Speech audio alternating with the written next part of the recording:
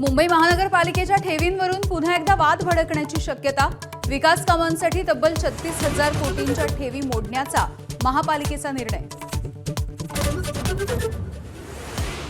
मुंबई महानगरपालिकेचा 80,952 कोटींचा अर्थसंकल्प सादर।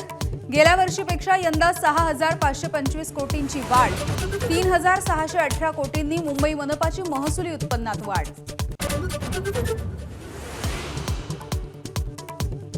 मरीन ड्राईव्ह पोलीस ठाण्यामध्ये आमदार अमोल मिटकरी त्यासोबतच आमदार रोहित पवार हे आक्रमक झाले। पोलीस उपायुक्तांच्या सोबत शाब्दिक चकमक। डीजीसीएच्या विरोधामध्ये रोहित पवारांची तक्रार घेतली पण एफआयआर दाखल करायला नकार।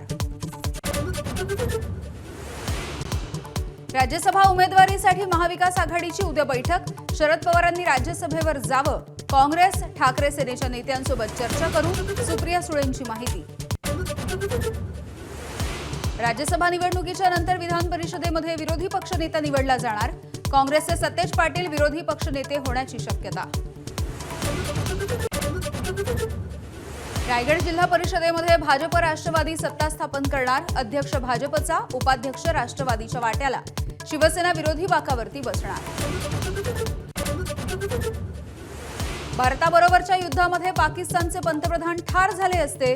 दोन्ही देशांमध्ये अणुयुद्धाची भीती होती, मी थांबवलं। अमेरिकेचे राष्ट्राध्यक्ष डोनाल्ड ट्रम्प यांचं वक्तव्य।